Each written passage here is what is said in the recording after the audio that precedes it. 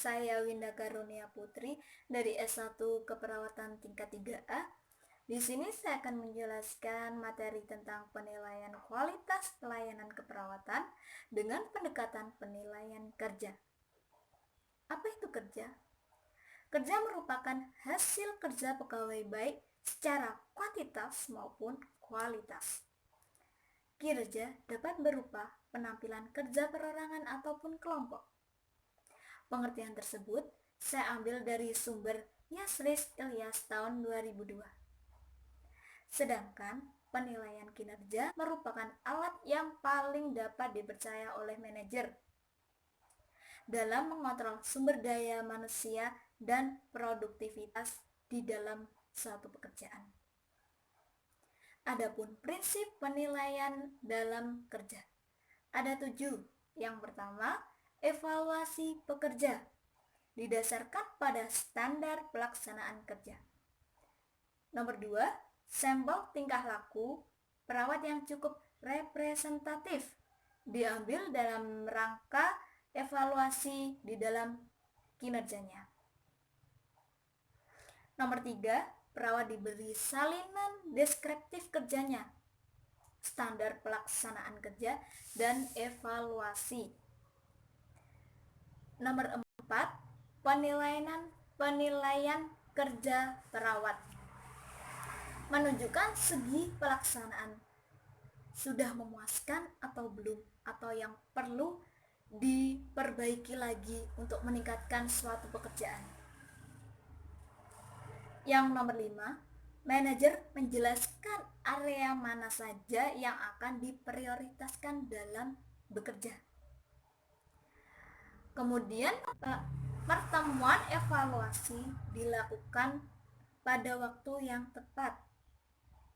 Yang terakhir, laporan evaluasi maupun pertemuan sebaiknya disusun dengan terencana. Adapun manfaat dari penilaian kerja ini, yang pertama, meningkatkan prestasi kerja para staf atau pegawai. Nomor 2, mendorong meningkatkan sumber daya manusia secara keseluruhan. Nomor 3, merangsang minat dalam pengembangan pribadi, yaitu kita suatu manajer atau seorang manajer itu harus memiliki dorongan untuk bekerja agar pegawai atau staf memiliki minat untuk mengembangkan suatu pribadi dan bisa bermanfaat untuk rumah sakit atau organisasinya. Yang keempat, membantu rumah sakit untuk menyusun program pengembangan dan pelatihan staf. Nomor 5, menyediakan alat dan sarana untuk membandingkan prestasi kerja oleh para staf. Nomor 6, mempererat hubungan atasan dan bawahan. Proses kegiatan penilaian kerja. Yang pertama, merumuskan tanggung jawab dan tugas yang harus dicapai oleh staf atau pegawai. Nomor 2, menyepakati sasaran kerja yang harus dicapai oleh staf atau pegawai. Nomor 3, melakukan monitoring, koreksi oleh staf saat staf itu dalam bekerja. Dan yang terakhir, memberikan umpan balik atau manajer memberikan umpan balik kepada staf atau karyawan. Bisa dengan cara memberikan reward untuk para dan karyawan atas prestasi yang sudah dicapai dalam suatu pekerjaan. Adapun di sini alat ukur untuk menilai suatu kerja. Yang pertama, efektif, yaitu kita melihat dari keefektifan suatu staf atau seorang staf atau pegawai. Kemudian meningkatkan objektivitas atau kemampuan untuk mengalihkan diri sendiri secara emosional dari suatu keadaan, ataupun kita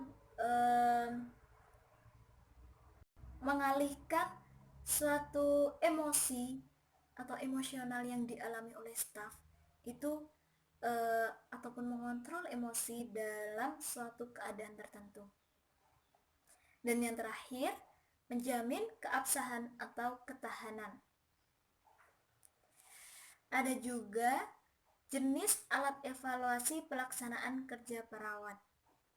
Yang pertama, laporan bebas, yaitu laporan dari atasan atau manajer kepada staf, yaitu memberikan suatu kritik atau saran kepada staf secara langsung.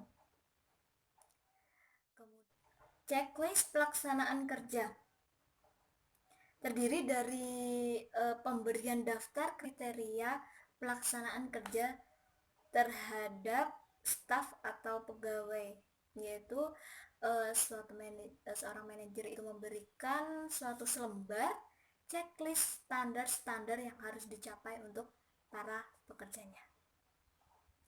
Kemudian standar instrumen penilaian kerja. Standar praktis keperawatan oleh PBNI tahun 2000 mengacu dalam tahapan proses keperawatan meliputi yang pertama, pengkajian, yang kedua, diagnosa keperawatan, yang ketiga, perencanaan atau intervensi, dan yang keempat, pelaksanaan atau implementasi, yang kelima, evaluasi. Dan juga ada pun masalah penilaian pelayanan kerja. Yang pertama, pengaruh halo efek merupakan pelaksanaan kerja stafnya terlalu tinggi atau penilaian staf kerja itu terlalu tinggi. Seperti contoh halnya salah satu staf yang bekerja di suatu rumah sakit dan si manajer itu ada hubungan kerabat ataupun staf itu ada hubungan kerabat dengan suatu manajer sehingga staf tersebut dinilai dengan nilai yang terlalu tinggi, tidak mengutamakan standar yang dari rumah sakit tersebut. Yang kedua, pengaruh Horn merupakan kecenderungan untuk menilai pegawai lebih rendah. Dalam contohnya, seorang manajer dan seorang staf. Manajer menilai dari staf tersebut sangat rendah dalam kinerjanya. Kemungkinan ada juga dari suatu masalah individu di luar pekerjaan, itu bisa jadi. Kemudian audit keperawatan merupakan pemeriksaan berbagai data.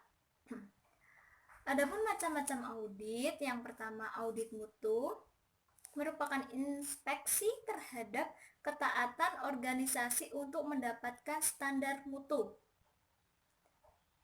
Indikator penilaian mutu asuhan keperawatan meliputi input, proses atau pelaksanaan, outcome atau hasil akhir. Audit yang kedua, audit personalia. Pemeriksaan dan penilaian data personalia. Pendekatan teknis audit personalia. Sekian presentasi dari saya. Mohon maaf bila ada kesalahan kata atau artikulasi yang kurang jelas. Saya mohon maaf yang sebesar-besarnya. Saya akhiri. Wassalamualaikum warahmatullahi wabarakatuh.